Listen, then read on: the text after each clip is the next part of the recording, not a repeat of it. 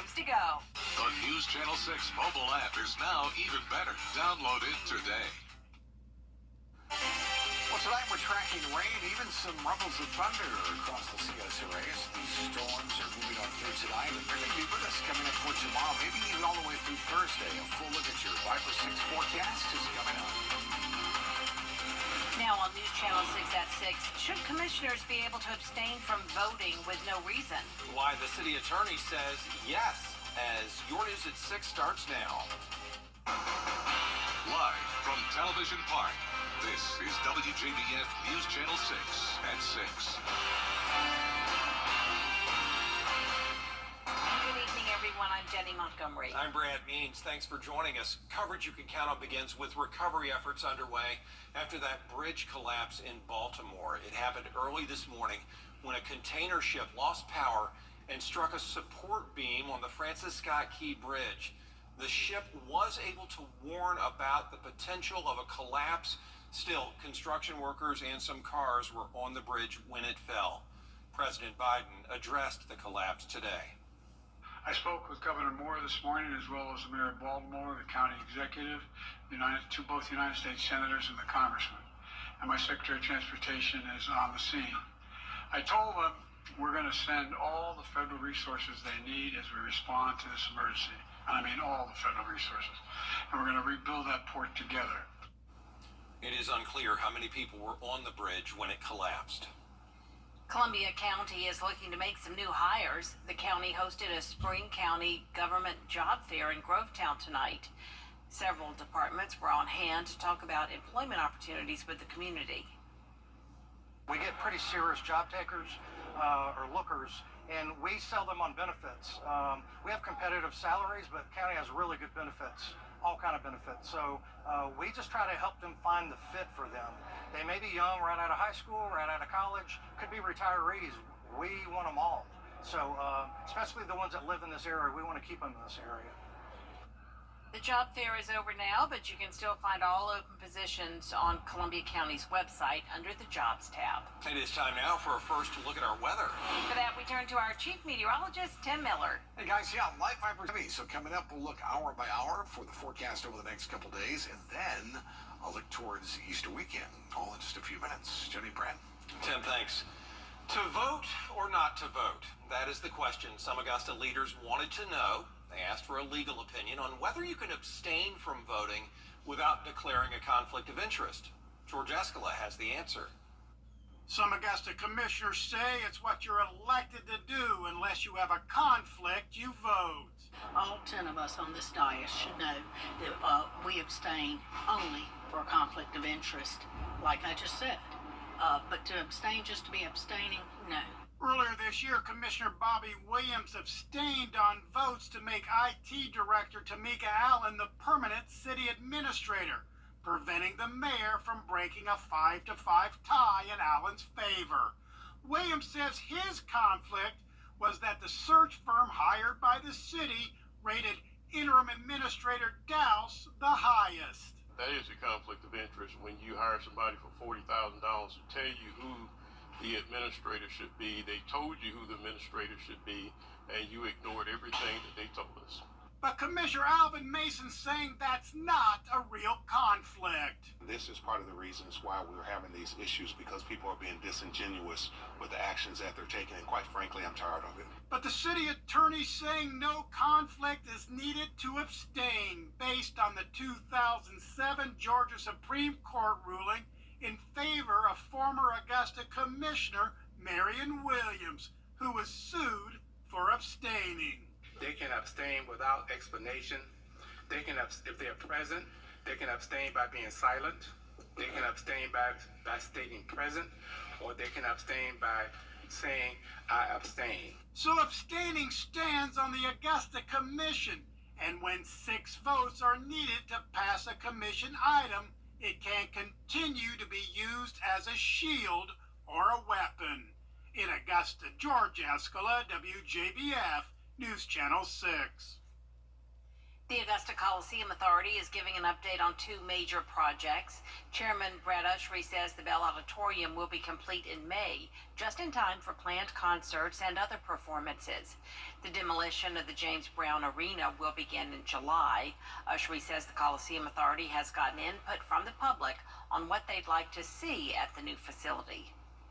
July would be the start for demolition, and it looks like it's going to be in a very aggressive timeline.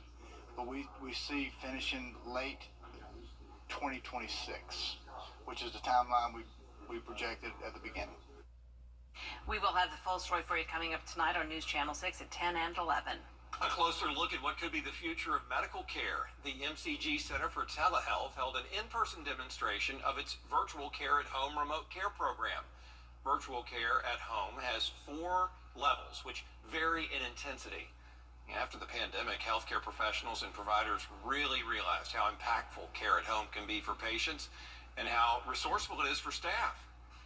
This model really takes it back to, years ago when physicians would visit patients in their home, right? House calls. And this is now the virtual version of this. So patients can be able to reside in their home, receive excellent quality care with fantastic physicians, fantastic nurses, paramedics, but be able to stay in the comfort of their own residency.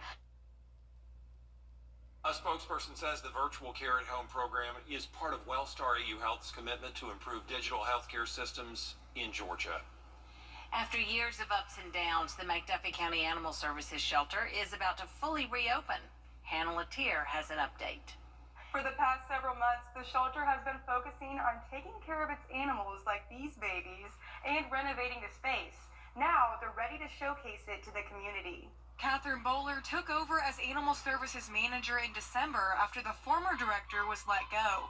Since then, the shelter has been allowing adoptions and drop-offs. The ceilings and floors were also replaced, the shelter was painted, and other improvements were made. At the upcoming grand opening event, there will be free microchippings. There will also be food vendors and animals up for adoption, which is good since the shelter is at capacity. It's really a time for the community to come and see what our animal shelter offers, meet some of our animals, of course, and just see that the commitment we have to this community is still there. The grand opening event will be on Saturday from 10 a.m. to 4 p.m. at 802 White Oak Road.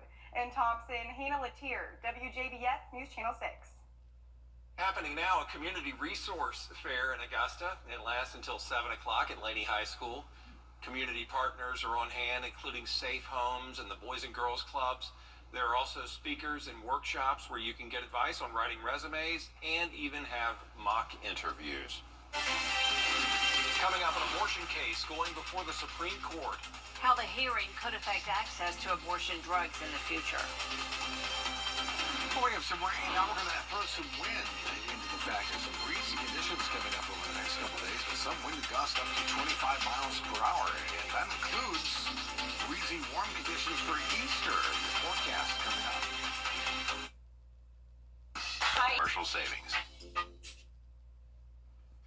Today, the Supreme Court heard arguments on the first abortion case since the court overturned Roe v. Wade 2 years ago. Maddie Bertenfel has the story. Anti-abortion groups are challenging the FDA's relaxed rules on the abortion pill that have made it easier to access in recent years. Protesters were back on the steps of the Supreme Court, and people deserve access to it. For the first abortion case since the Dobbs decision, the Alliance for Hippocratic Medicine says the FDA's guidelines are unsafe. They allow the abortion drug mifepristone to be sent by mail and without an in-person doctor's visit. Without ever having been checked by a doctor for life-threatening conditions. That's reckless. The alliance is made up of medical groups that oppose abortion. They're asking the High Court to limit access to the drug. Without question, the FDA's actions have made taking chemical abortion drugs less safe. But lawyers for the drug maker say research shows it is safe. The FDA acted on an extensive body of evidence. The Biden administration defended the FDA in court, saying opponents lack legal standing to bring the case because they aren't harmed by the FDA's rules. We don't think they come within 100 miles of the kind of circumstances this court has previously identified. The court seemed concerned that the case could have broader impacts on how many government agencies do their business. This is the voice of Justice Neil Gorsuch. And this case seems like a prime example of turning what could be a small lawsuit into a nationwide legislative assembly on an FDA rule or any other federal government action. A decision on the case is expected this summer. In Washington, I'm Maddie Beertemple. Tim joins us now for another check of the weather. Now let's take a look at Line 5 for 6, and this is a 2-hour loop. Scattered showers and some thunderstorms that are rolling on through. It's going to be a wet evening, and it's going to be a wet at least couple days. Your forecast is coming up. Ready to... Good morning, our Viper 6 umbrella tonight. Our winner tonight is Missy Grant of Aiken. Congratulations, Missy. Register to win yours at WJBF.com. All right, thanks, Tim. Coming up, March Madness rolls on. And we'll have a lot ahead of tonight's matchup between the USC Aiken Pacers and the Augusta Jaguars. The lot is loaded.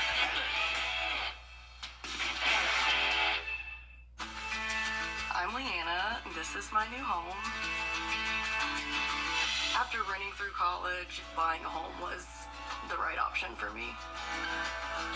Security Federal made it so easy. They handled everything on the financing side. I had all the time I needed to just focus on buying the house, finding the house. Buying a home has always been a goal of mine, and I'm really thankful to Security Federal for making that possible.